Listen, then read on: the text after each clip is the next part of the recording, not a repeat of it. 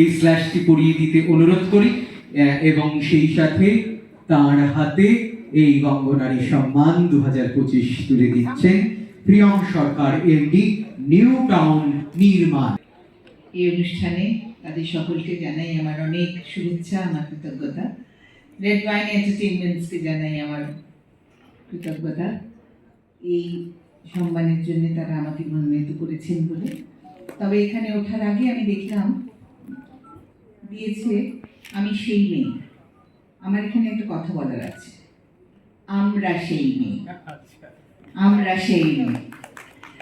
আজকে 18 জনকে এই সম্মান দেওয়া হয়েছে, সম্মানিত করা হয়েছে। সেই 18 সংখ্যাটা একটা প্রতিভূর মতন আর কি, কিন্তু আমি বলতে চাই আমার এই সম্মান, এই যে ট্রফি আমাকে দেওয়া হলো, এটা কিন্তু আমি ডেডিকেট করছি সকলকে। এই যে বললো না যে একেবারে শুরু থেকে আজ 50 বছর, 1975 থেকে পর্দায় আমি রয়েছি 50 বছর হলো। সুতরাং এখন আমার পরিচয়টা হলো, আমার সব থেকে বড় যেটা সম্মান, আমার সব থেকে বড় যেটা ট্রফি, সেটা হলো আমি আপনাদের মেয়ে। এখন আর মেয়ে বলতে পারি না, যাই হোক মা, দিদি, মাসি যাই বা বলবেন, কিন্তু আমি আপনাদের পারি। আমরা যে সময় এসেছিলাম সেই সময় তো তার আগে তো টেলিভিশন ছিল না, রেডিও ছিল, গণমাধ্যম বলতে যেতে ছিল রেডিও ছিল, কিন্তু টেলিভিশন তো সেইভাবে এলো। আমরাই যখন এলাম সেটাই প্রথম, এবং ঘরে ঘরে আমরা হয়ে উঠলাম আপনাদের ঘরের মেয়ে। এখন মেয়ে বৃদ্ধা হয়েছেন কিন্তু এই 18 জন আজকে সম্মান পেলেন ঠিকই,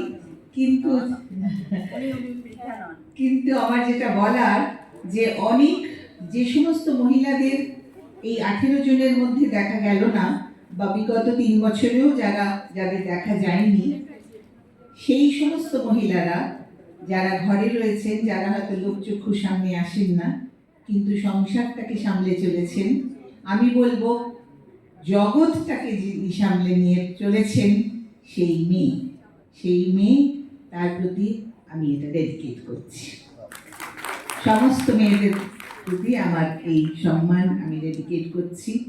মেয়েদের কাঁধেই বহর দিয়ে কিন্তু আমাদের সমাজ, আমাদের ঘর, আমাদের দেশ, আমাদের পৃথিবী, কাঁধটাকে তাই শক্ত করতে হয়। কাঁধ শক্ত না করতে পারলে কাঁধের উপর ভর দিয়ে পরের প্রজন্ম উঠতে পারবে না। আর যদি কেউ উঠতে চায়, কাঁধটাকে এগিয়ে দেবেন, হাত ধরবেন।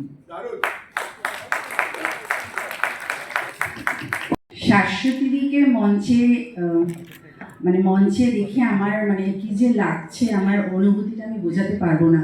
আপনারা এখানে যারা আছেন তারা নিশ্চয়ই তাদের মনে আছে নিশ্চয়ই যে স্টার জলসার একটা ধারাবাহিকে আমরা 2 জায়ের চরিত্রে অভিনয় করতাম। সেই থেকে শাশ্বতীদি এখনও আমার দিদি ভাই, আর আমি শাশ্বতীদির এখনও মেজো। হ্যাঁ, তো শাশ্বতীদি পুরস্কার পাচ্ছে কেমন যেন মনে হচ্ছে যে আমার পরিবার, আমরাই পুরস্কার পাচ্ছি। হ্যাঁ, যায় ভীষণ ভালো সম্পর্ক।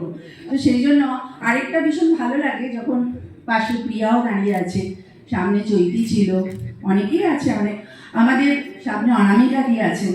তো আমাদের সিনেপাড়া বা টেলিপাড়া যাই বলুন না কেন, আমাদের কেউ যখন মঞ্চে ওঠেন পুরস্কার নিতে, তখন মনে হয় একটা নিজেদেরই জিত।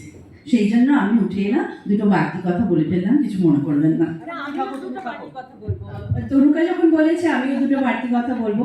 প্রথমেই সকলকে আপনাদের প্রণাম জানাচ্ছি।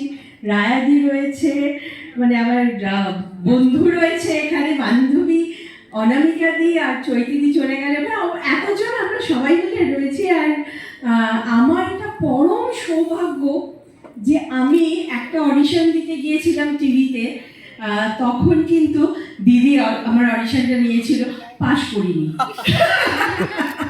কারণ আমি যেখানে যখন অডিশন দিয়েছি পাশ করিনি, আর যে কটা কাজ পেয়েছি এত বছরে সবকটা বিনা অডিশন দিয়ে পেয়েছি। এটা আমার কাছে পরম পাওয়া যে আজকে এই মঞ্চে আমি ওনার পাশে দাঁড়িয়ে থাকতে পেরেছি, এবং আমি না, অ্যাওয়ার্ড দিচ্ছে এই বলার ক্ষমতা আমার নেই। আমি যে ওনাকে শ্রদ্ধা জানাতে পারছি, এটা আমার বড় পাওয়া। Thank you Abhijit. সামনে আরেকজনকে মিস করে গেছি, Lajwanti, the great Lajwanti. I am very sorry, সেও আমাদের পরিবারেরই একজন। একদম তাই। তবে প্রিয়াদির সম্পর্কে